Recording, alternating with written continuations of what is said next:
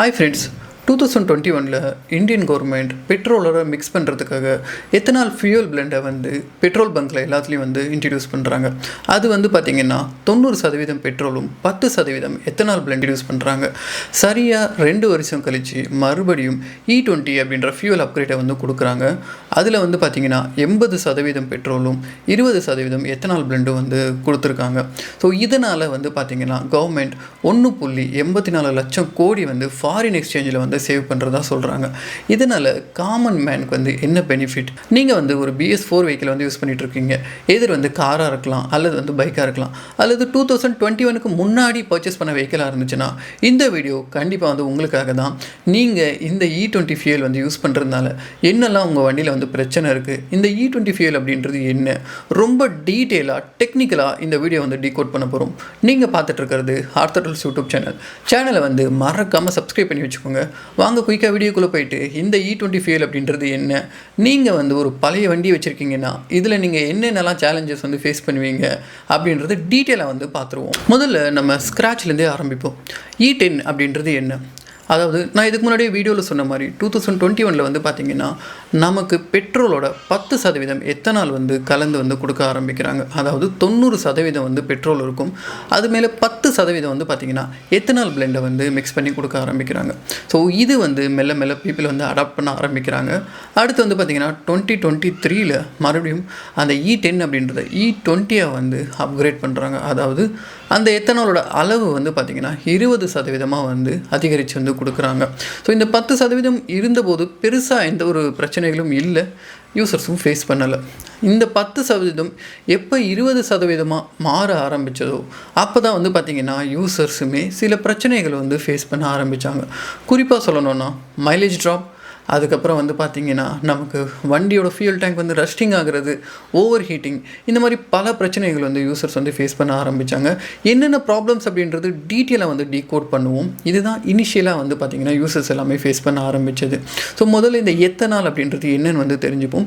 ஏன் இது வந்து இத்தனை பிரச்சனைகள் வந்து உருவாக்குது, இன்ஜினில் வந்து அதாவது இப்போ லேட்டஸ்ட்டாக E20க்கு வந்து அப்கிரேட் பண்ண வண்டிகளில் வந்து என்ன சேஞ்சஸ் வந்து பண்ணியிருக்காங்க, ஏன் BS4 இந்த பிரச்சனைகள் எல்லாம் வருது அப்படின்ற வந்து நம்ம டீட்டெயிலாக வந்து பார்க்க போகிறோம். ஸோ முதல்ல எத்தனால். ஸோ எத்தனால் அப்படின்றது வந்து பார்த்திங்கன்னா இது வந்து ஒரு ஆல்கஹால் தாங்க. ஸோ பேசிக்காக நம்ம வந்து ஸ்கூல்லலாம் படிச்சிருப்போம் இல்லைங்களா, அந்த மாதிரி ஒரு ஆல்கஹால் பிளெண்டு தான். ஸோ ஈவன் இது வந்து பார்த்திங்கன்னா நம்ம குடிமகன்கள் குடிக்கிற அதே ஒரு ஆல்கஹால் தான். என்னென்னு வந்து பார்த்திங்கன்னா இது வந்து பியூரான ஆல்கஹால். அதில் வந்து கிட்டத்தட்ட ஒரு 20 இல்லது 40% வந்து இருக்கும். ஸோ அதனால் வந்து இந்த எத்தனால் வந்து குடிக்கலான்னு கேட்டிங்கன்னா கண்டிப்பாக வந்து கன்சப்ஷனுக்காக கிடையாது. ஸோ நம்ம வந்து எத்தனால் அப்படின்றது என்னென்னு வந்து தெரிஞ்சுக்கிட்டோம். ஸோ இந்த எத்தனால் வந்து எங்கேருந்து வருதுப்பா, எப்படி ப்ரொடியூஸ் பண்ணுறாங்க அப்படின்றது வந்து பார்ப்போம். ஸோ இந்த எத்தனால் வந்து பார்த்திங்கன்னா மெயினாக வந்து நமக்கு ஸ்டார்ச் அண்ட் வந்து பார்த்திங்கன்னா நமக்கு கரும்பு சக்கை இதிலேருந்து தாங்க உருவாக்குறாங்க. ஸோ இதை வந்து ஃபெர்மெண்டேஷன் பண்ணும்போது நமக்கு வந்து லிக்யூட் ஃபார்மில் எத்தனால் வந்து கிடைக்கிது. ஸோ இந்த எத்தனால் வந்து பார்த்திங்கன்னா ரொம்பவே எளிமையான முறையில் வந்து நமக்கு கிடைக்கிறதுனால, அதாவது உள்நாட்டு உற்பத்தியிலிருந்தே நம்மளால் உற்பத்தி பண்ணிக்க முடியும். இது வந்து நம்ம எங்கே இருந்தும் இம்போர்ட்டெல்லாம் பண்ணுறது கிடையாது. இதுதான் ரொம்ப முக்கியமான ரீசன் கவர்மெண்ட் வந்து இந்த எத்தனாலை வந்து பிளெண்டிங்கில் வந்து யூஸ் பண்ணுறதுக்கான காரணம். ஏன்னா இந்தியாவிலே வந்து உற்பத்தி ஆகுது. இப்போ எத்தனால் எப்படி வந்து எக்ஸ்ட்ராக்ட் பண்ணுறாங்க அப்படின்றத வந்து தெரிஞ்சுக்கிட்டோம். நெக்ஸ்ட் வந்து பார்த்திங்கன்னா இந்த எத்தனால்னால என்ன அட்வான்டேஜஸ் இருக்குது அப்படின்றத வந்து பார்ப்போம். இது வந்து பார்த்திங்கன்னா நார்மல் பெட்ரோலை வந்து கம்பேர் பண்ணும்போது 20% கார்பனோட எமிஷன் வந்து ரொம்ப வந்து கம்மியாக இருக்குது. இதனால் சுற்றுச்சூழல் வந்து பாதிப்பு வந்து குறையுது. இப்போ இருக்கிற இதில் வந்து உங்களுக்கு தெரியும், நிறைய வண்டிகள், நிறைய பொல்யூஷன், மரங்கள் வந்து ரொம்பவே குறைவாக இருக்குது. இதனால் சுற்றுச்சூழல் பாதிப்புன்றது ரொம்பவே அதிகமாக இருக்குது. ஸோ இதை வந்து ஓரளவுக்கு வந்து குறைக்க முடியும். நம்ம எத்தனால் அப்படின்றது என்னென்னு தெரிஞ்சுக்கிட்டோம், எத்தனால் எங்கேருந்து ப்ரொடியூஸ் பண்ணுறாங்க, இதனோட அட்வான்டேஜஸ் என்னென்ன அப்படின்றது வந்து தெரிஞ்சுக்கிட்டோம். நான் வீடியோட ஸ்டார்டிங்கில் சொன்ன மாதிரி நீங்கள் வந்து 2021க்கு முன்னாடி ஒரு வண்டியை வந்து வாங்கியிருக்கீங்க, அல்லது BS4 வந்து யூஸ் பண்ணிகிட்ருக்கீங்க அப்படின்னா என்னெல்லாம் பிரச்சனைகள் இருக்குது இந்த E20 ஃபியூல் வந்து போடுறதுனால அப்படின்றத வந்து பார்ப்போம். இன்னொரு விஷயம் குறிப்பாக நான் சொல்லணும்னா, இந்த 2026 இப்போ வந்து பார்த்திங்கன்னா E20 ஃபியூல் ஆல்மோஸ்ட் எல்லா பங்க்லேயுமே வந்து இம்ப்ளிமெண்ட் ஆயாச்சு. ஸோ இப்போ வந்து பார்த்திங்கன்னா உங்களுக்கு பியூர் பெட்ரோல் எந்த பங்க்லேயுமே கிடைக்காது. நீங்கள் எங்கே போய் போட்டாலுமே அது வந்து பார்த்திங்கன்னா E20 பெட்ரோல், அதாவது நீங்கள் E20 அப்படின்ற பேட்ஜிங்கே இல்லாமல் நார்மல் பெட்ரோலே வந்து பார்த்திங்கன்னா இப்போ E20 தான். ஸோ அந்த பெட்ரோல் தான் வந்து நீங்கள் இப்போ வந்து கரண்ட்டாக வந்து யூஸ் பண்ணிகிட்ருக்கீங்க. ஸோ என்னென்ன பிரச்சனைகள்லாம் இருக்குது அப்படின்றத வந்து ஒன் பை ஒன்னாக வந்து பார்ப்போம். ஸோ முதல்ல வந்து எத்தனால் யூஸ் பண்ணுறதுனால உங்களுக்கு வந்து பவர் வந்து ட்ராப் ஆகுங்க. ஏன்னா எத்தனாலோட எனர்ஜி டென்சிட்டி வந்து பார்த்திங்கன்னா ரொம்பவே கம்மி, அதாவது எரியும் திறன். நீங்கள் வந்து எப்படி சொல்கிறதுனா, ஒரு சிம்பிளான விஷயத்த சொல்லணுன்னா, ஒரு மரக்கட்டையை வந்து எரிய வைக்கிறீங்க, அது வந்து கொஞ்சம் ஸ்லோவாக தான் எரிஞ்சிட்ருக்கும் அப்படின்னு வந்து எத்தனால வச்சுப்போம். இதுவே அந்த மரக்கட்டையில் கொஞ்சம் மண்ணெண்ணெயை ஊற்றி கொளுத்தி விடுறீங்க அப்படின்னா அது எந்தளவுக்கு ஃபாஸ்ட்டாக எரியும் அப்படின்னு வந்து இமேஜின் பண்ணிக்கலாம். ஸோ அப்போது அந்த எனர்ஜி டென்சிட்டி, அந்த ப்ரொடியூஸ் பண்ணுற பவர், அது வந்து பார்த்திங்கன்னா உங்களுக்கு எத்தனாலில் வந்து கம்மி. இதுவே பெட்ரோலில் வந்து பார்த்திங்கன்னா, நான் ஒரு எக்ஸாம்பிள் சொன்னேன் இல்லைங்களா, ஒரு மரக்கட்டையில் தீக்குச்சி மண்ணெண்ணெயை ஊற்றி தீக்குச்சி வைக்கிறீங்க, அது எந்தளவுக்கு ஃபாஸ்ட்டாக வந்து எரியுது. ஸோ அந்த அட்வான்டேஜ், அதாவது பெட்ரோலில் வந்து உங்களுக்கு பவர் வந்து அதிகமாக கிடைக்குங்க, எத்தனாலில் வந்து ரொம்பவே கம்மியாக தான் வந்து கிடைக்கும். நீங்கள் வந்து இந்த எத்தனால் பெட்ரோலில் வந்து ஒரு நல்ல பவர்ஃபுல்லான வண்டியை ஓடினாலும் ஒரு பவர் ட்ராப் வந்து இருக்கிறது கண்டிப்பாக வந்து ஃபீல் பண்ணுவீங்க. உங்களுக்கு வந்து முன்ன பழைய பெட்ரோலில் போகிற மாதிரி அப்படியே ஒரு பறந்துட்டெல்லாம் வண்டி போகாது, கொஞ்சம் வந்து லேகியாக இருக்கிறது வந்து ஃபீல் பண்ணுவீங்க. அடுத்ததாக எத்தனாலில் இருக்க பிரச்சனைன்னு வந்து பார்த்திங்கன்னா, உங்களுக்கு வந்து எத்தனால் வந்து லீன் மிக்சரில் வந்து ரன் ஆகுங்க. முதல்ல lean mixture and rich mixture அப்படின்றது என்னென்னு வந்து பார்ப்போம். முதல்ல வந்து நம்ம வண்டியில் பெட்ரோல் ஊற்றிருக்கோம் அப்படின்னா நமக்கு உள்ளே வந்து பிஸ்டன் வரையும் ரீச் ஆகிட்டு, அதாவது ஏரும் ஃபியூலும் வந்து மிக்ஸ் ஆகுங்க. அந்த மிக்ஸ் ஆகிற ரேஷியோ தான் வந்து பார்த்திங்கன்னா நம்ம ஃபியூல் மிக்சர் அப்படின்றத வந்து சொல்கிறோம். ஸோ ஃபியூல் மிக்சரில் வந்து பார்த்திங்கன்னா லீன் அண்ட் ரிச் அப்படின்றது என்னென்னு வந்து பார்த்திங்கன்னா, லீன் அப்படின்றது நமக்கு வந்து காற்று அதிகமாகவும் பெட்ரோல் வந்து கம்மியாகவும் இருக்குது அப்படின்னா இதை வந்து லீன் மிக்சர் அப்படின்றது வந்து சொல்லுவாங்க. ரிச் மிக்சர் அப்படின்றது என்னென்னு வந்து பார்த்திங்கன்னா, நமக்கு வந்து ஃபியூல் அதிகமாகவும் அதே மாதிரி வந்து காற்று வந்து குறைவாகவும் இருந்துச்சுன்னா இதை வந்து பார்த்திங்கன்னா ரிச் மிக்சர்னு வந்து சொல்லுவாங்க. இப்போ இந்த எத்தனாலோட கான்செப்டுக்கு வந்து வரும். எத்தனோட மூலக்கூறில் வந்து பார்த்திங்கன்னா ஆல்ரெடி ஆக்சிஜனோட அளவு வந்து ரொம்பவே அதிகமாக இருக்குது. இப்போ நம்ம BS4 வெஹிக்கிளில் வந்து கொடுக்கும்போது அது வந்து பெட்ரோலுக்கு தேவையான அளவு காற்று தான் வந்து கொடுக்கும். பட் இப்போது E25ல் வந்து பார்த்திங்கன்னா நமக்கு காற்றோட அளவு வந்து குறையணும், அதாவது E25ல் வந்து பர்ன் பண்ணுறதுக்காக. ஏன்னா ஆல்ரெடி அதுவே வந்து செல்ஃபாக கொஞ்சம் காற்றை வந்து வச்சுருக்கு. இப்போ நம்ம BS4 வெஹிக்கிள் என்ன பண்ணுது, காற்றை வந்து அதிகமாக இன்ஜெக்ட் பண்ணுது. இதனால் ஃபியூல் பர்ன் ஆகும்போது என்னென்னு வந்து பார்த்திங்கன்னா உங்களுக்கு வந்து இன்ஜினோட ஹீட் வந்து அதிகமாக ப்ரொடியூஸ் ஆகுங்க. இது வந்து மிகப்பெரிய பிரச்சனை. இந்த ஹீட் வந்து ப்ரொடியூஸ் ஆகிறதுனால சரி ஓகே நம்ம வந்து மேனேஜ் பண்ணிப்போம், கொஞ்சம் தூரத்தில் போய் நிப்பாட்டிப்போம், இதெல்லாம் பண்ணிப்போம் அப்படின்னாலுமே இதனால் ஒரு பிரச்சனை இருக்குது. என்னென்னு வந்து பார்த்திங்கன்னா என்ஜினோட நாக்கிங் வந்து ஸ்டார்ட் ஆகுங்க. நாக்கிங் அப்படின்றது என்னென்னு வந்து பார்த்திங்கன்னா ப்ரீ இக்னிஷன் அப்படின்னு வந்து சொல்லுவாங்க. ஸோ இது என்ன அப்படின்றத வந்து தெளிவாக சொல்கிறேன். இப்போ வந்து நமக்கு வந்து பெட்ரோல் வந்து கம்பஷன் சேம்பரில் வந்து ஃபில் ஆகிருக்கு, பெட்ரோலும் ஏரும் வந்து ஃபில் ஆகிருக்கு. கம்ப்ரெஷன் ரேஷியோ வந்து நடக்கும், அதாவது பிஸ்டன் வந்து அந்த ஃபியூல் வந்து கம்ப்ரெஸ் பண்ணிவிட்டு அதுக்கப்புறமா அந்த ஸ்பார்க் வந்து அதை வந்து இக்னிட் பண்ண ஆரம்பிக்கும். இக்னிட் பண்ணும்போது பிஸ்டன் வந்து கீழே வரும். இதனால் நமக்கு வந்து பார்த்திங்கன்னா ஒரு பவர் சைக்கிள் வந்து கிடைக்கும். இதுதான் பேசிக்காக ஒரு இன்ஜின் வந்து ஒர்க் ஆகுறது. இப்போ நமக்கு அந்த கம்பஷன் சேம்பர் வந்து ரொம்பவே அதிகமாக ஹீட் ஆகிடுச்சு. இப்போ வந்து பார்த்திங்கன்னா அந்த ஃபியூலை வந்து பற்ற வைக்கிறதுக்கு நமக்கு வந்து ஸ்பார்க் ப்ளக் தேவையில்லை, சரௌண்டிங்கோட ஹீட்லேருந்தே வந்து பார்த்திங்கன்னா ஃபியூல் வந்து இக்னிட் ஆக ஆரம்பிச்சிடும். இதனாலையுமே வந்து பார்த்திங்கன்னா நமக்கு நாக்கிங் வந்து வர ஆரம்பிக்குது. அதாவது இன்ஜினில் வந்து இந்த டீசல் வண்டிகளில் இந்த நாக்கிங்ன்றது ரொம்பவே பொதுவாக நடக்கிற ஒரு விஷயம். அதாவது பழைய இன்ஜின்ஸில் வந்து இந்த பிரச்சனைகள் எல்லாம் இருந்தது. இப்போ லேட்டஸ்ட் இன்ஜினில் இதெல்லாம் வந்து ஃபிக்ஸ் பண்ணியிருக்காங்க. பட் இப்போ வந்து பார்த்திங்கன்னா இந்த E20 ஃபியூலை வந்து நீங்கள் BS4 வெஹிக்கிள்ஸ் வந்து யூஸ் பண்ணும்போது நாக்கிங் அப்படின்றது ஒரு பெரிய பிரச்சனையாக வந்து இருக்கும். இன்ஜின் நாக்கிங்னால என்னெல்லாம் பிரச்சனை வரும்னு வந்து கேட்குறீங்களா? நிறைய இஷ்யூஸ் இருக்குங்க. வண்டியில் வந்து அன்னாயிங்கான வைப்ரேஷன்ஸ் வரும்.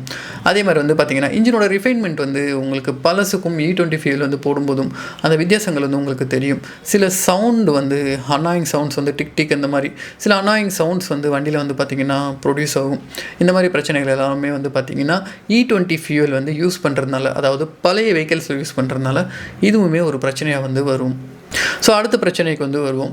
நீங்கள் வந்து ஒரு BS4 வண்டியை ஒரு 10 வருஷமோ 5 வருஷமாவோ யூஸ் பண்ணிகிட்ருப்பீங்க. டேங்க்கில் வந்து பார்த்திங்கன்னா நிறையவே டெபாசிட்ஸ் இருக்கும். இந்த அழுக்கு இந்த மாதிரி விஷயங்கள்லாம் நிறைய இருக்கும்.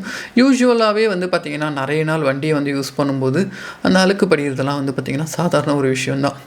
இந்த எத்தனால் வந்து ஒரு வேலையை பார்க்குது. என்னன்னு வந்து பார்த்தீங்கன்னா, இப்போ நீங்கள் என்ன பண்ணுவீங்க, ஒரு பாத்ரூமெல்லாம் க்ளீன் பண்ணணும்னா ஆசிடை போட்டு க்ளீன் பண்ணுவீங்க. அப்போ என்ன ஆகும், இந்த அழுக்கெல்லாம் வந்து பார்த்தீங்கன்னா வெளியே வர ஆரம்பிக்கும். அதாவது அதோட ப்ராப்பர்ட்டிஸ் வந்து பிரேக் பண்ணி அதை வந்து லூசன் பண்ண ஆரம்பிக்கும்.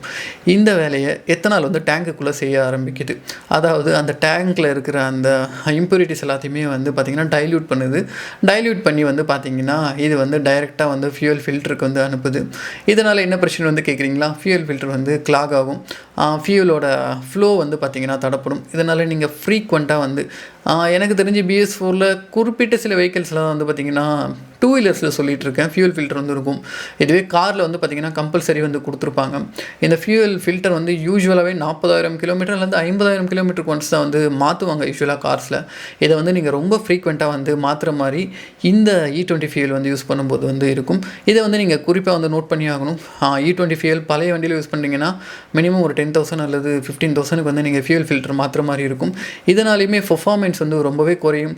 அதே மாதிரி வந்து பார்த்திங்கன்னா உங்களுக்கு இன்ஜினோட நாக்கிங் நிறைய பிரச்சனைகளுங்க. இந்த ஃபியூல் வந்து சரியாக சப்ளை இல்லைன்னா இன்ஜெக்டர் வந்து ப்ராப்ளம் ஆகும். இந்த மாதிரி நிறைய இஷ்யூஸ் இருக்குது. ஸோ அதனால் அதை வந்து நீங்கள் டேக் கேர் பண்ணுற மாதிரி இருக்கும். அடுத்த ஒரு பிரச்சனைக்கு வந்து வருவோம். எத்தனால் வந்து பார்த்திங்கன்னா பொதுவாகவே காற்றுல இருக்க மாய்ச்சரை வந்து அப்சர்வ் பண்ணக்கூடியது. நீங்கள் வந்து ஒரு ட்ரையான ஏரியாவில் இருக்கீங்க அப்படின்னா பிரச்சனை இல்லை. நீங்கள் ஒரு இந்த கடலோர மாவட்டங்கள்லாம் இருக்கீங்க அப்படின்னா இந்த ஃபியூவல் வந்து பார்த்திங்கன்னா எப்பயுமே இந்த காற்றுல இருக்க மாய்ச்சரை வந்து அப்சர்வ் பண்ணி வச்சுக்கோங்க.